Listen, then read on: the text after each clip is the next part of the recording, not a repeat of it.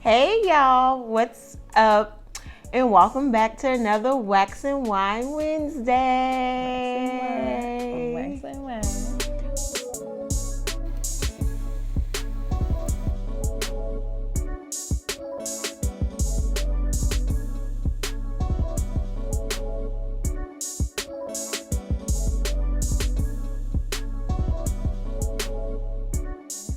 All right, I'm your favorite Southern Belle, Susie Homemaker, and I am here with my Bang, Elise. Thank you guys for joining us for another Wednesday.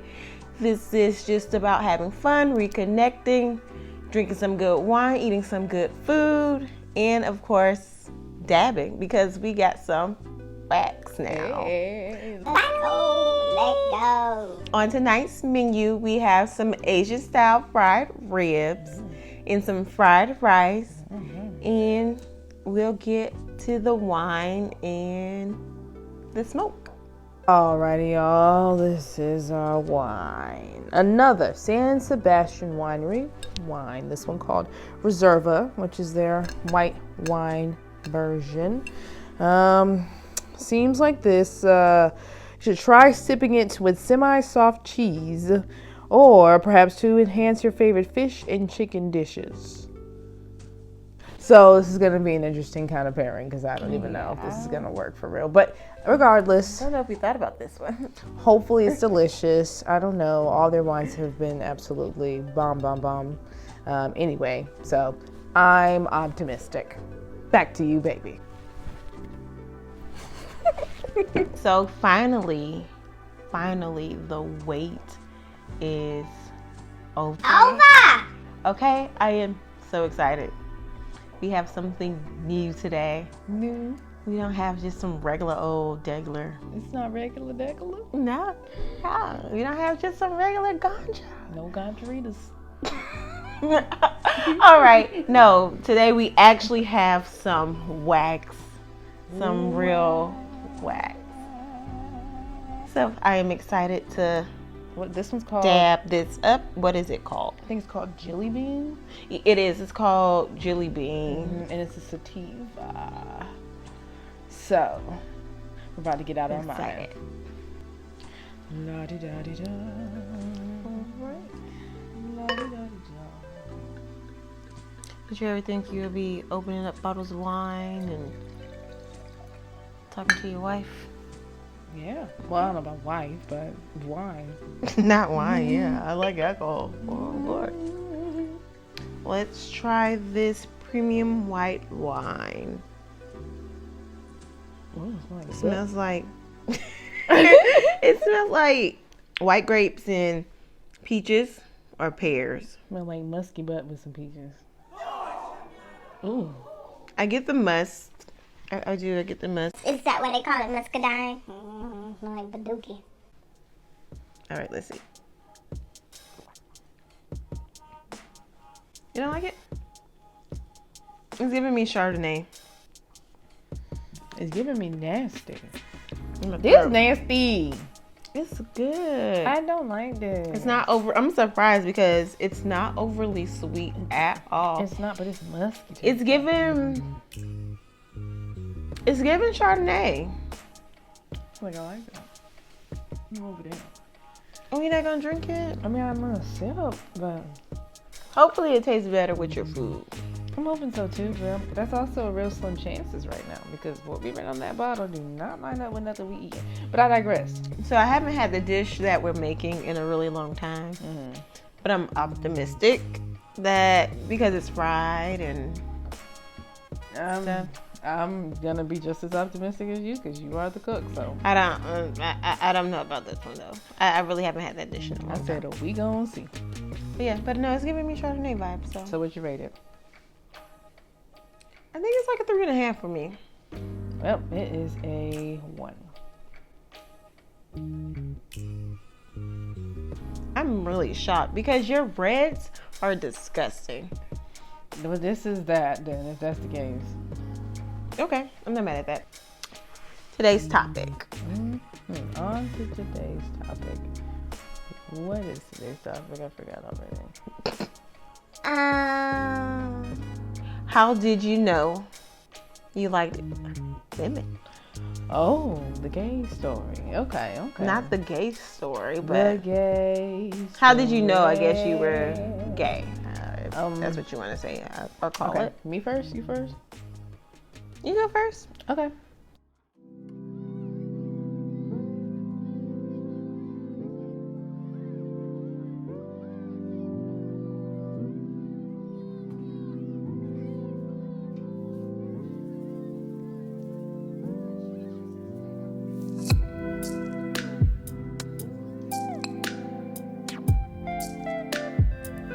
All right, ladies and gentlemen. So the story of how I knew I was in to the feminine and the freaky.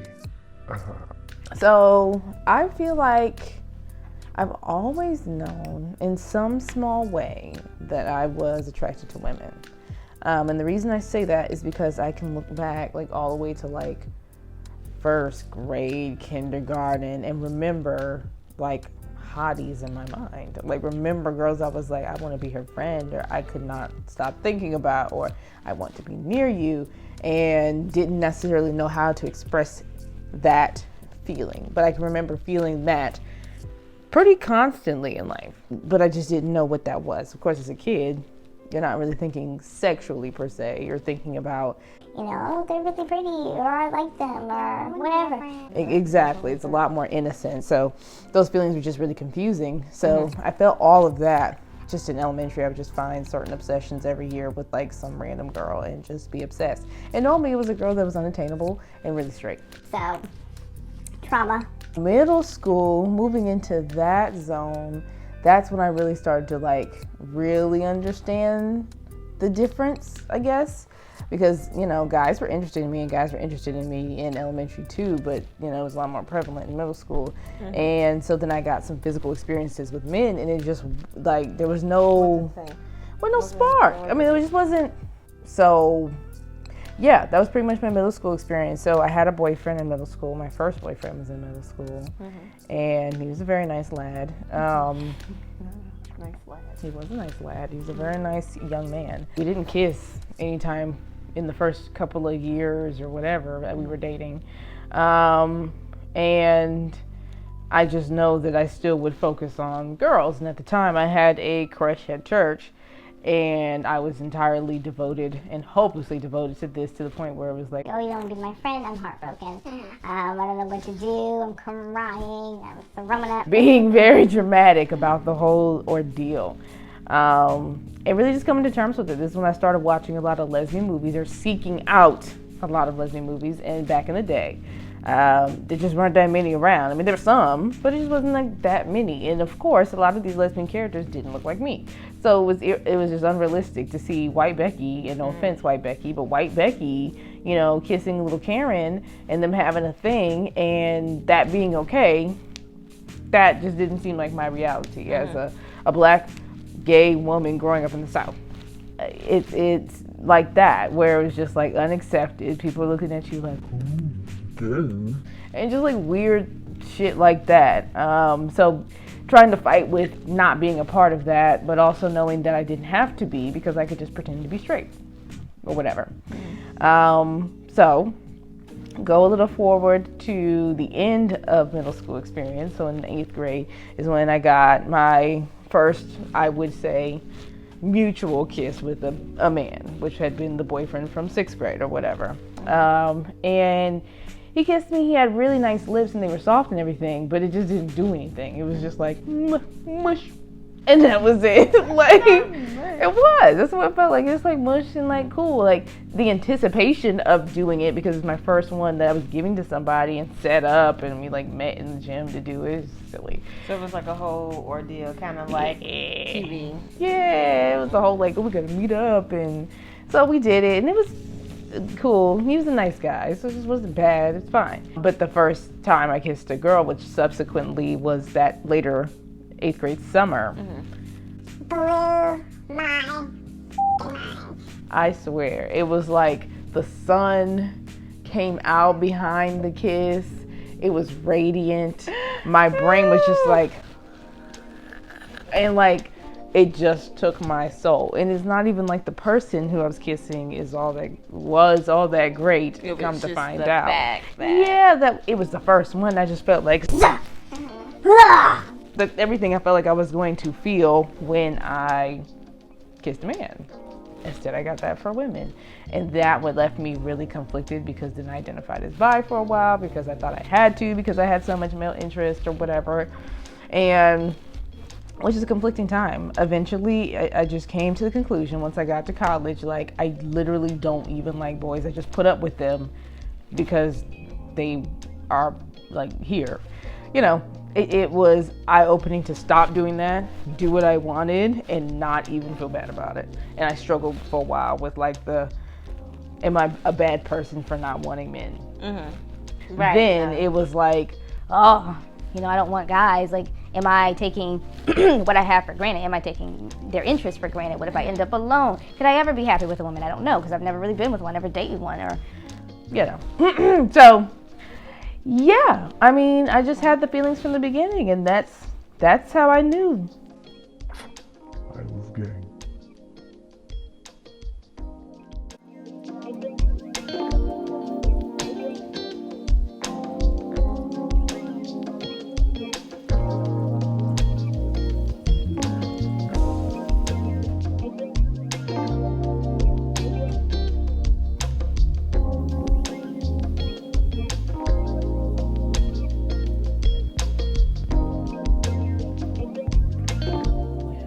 Well, yeah, I knew most of that about you, about your story of how you knew you liked women or whatever.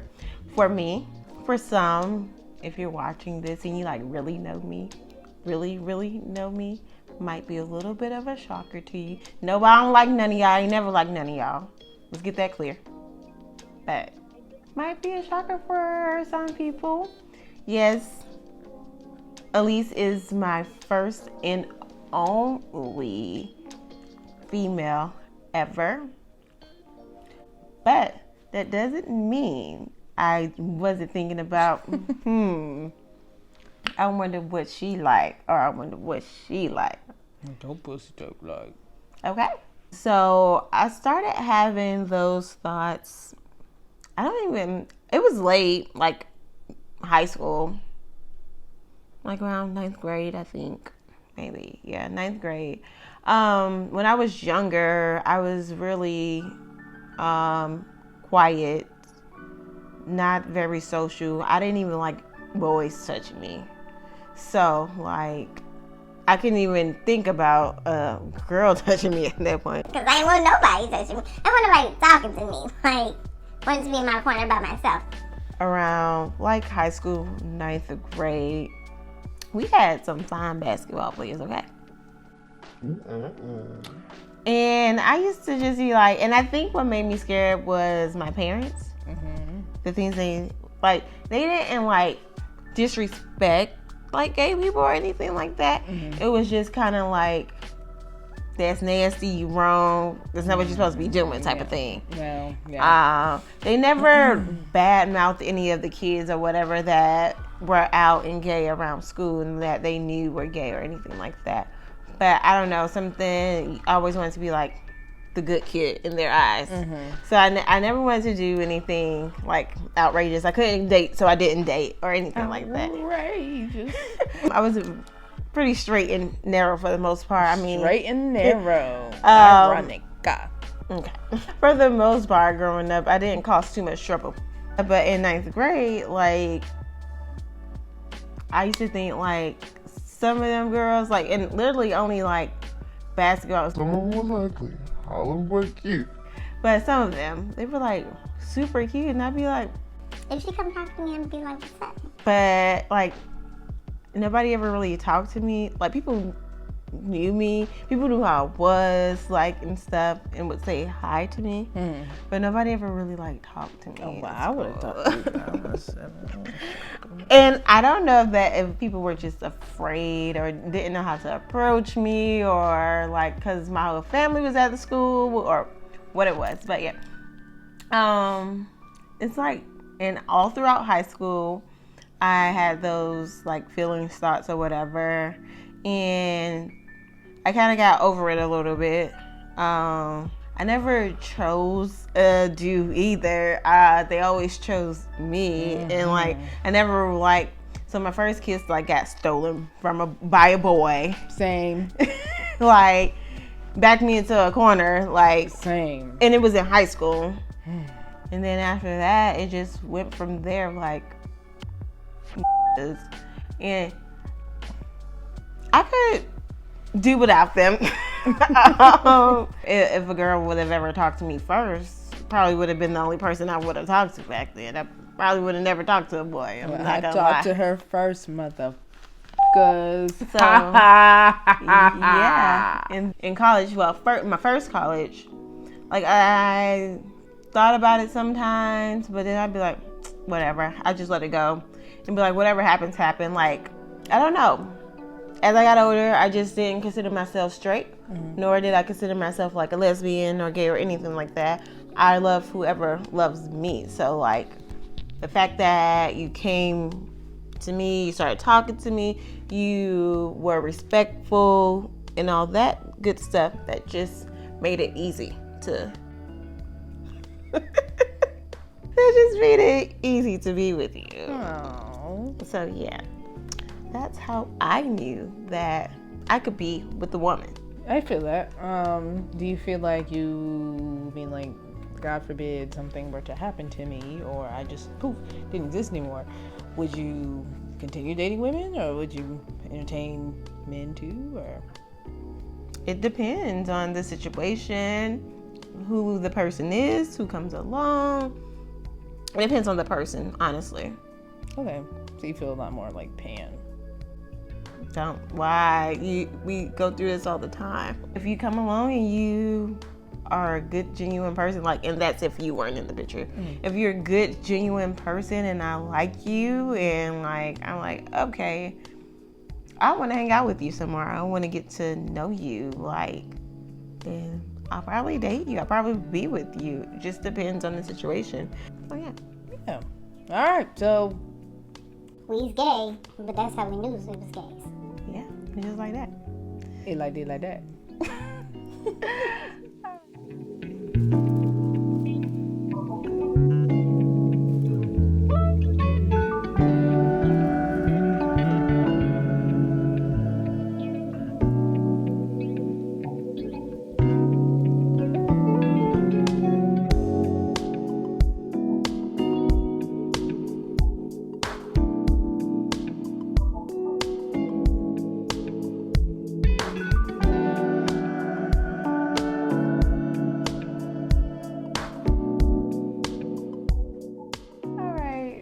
I'm tired. And I want food. All right then. So go ahead, give it to us.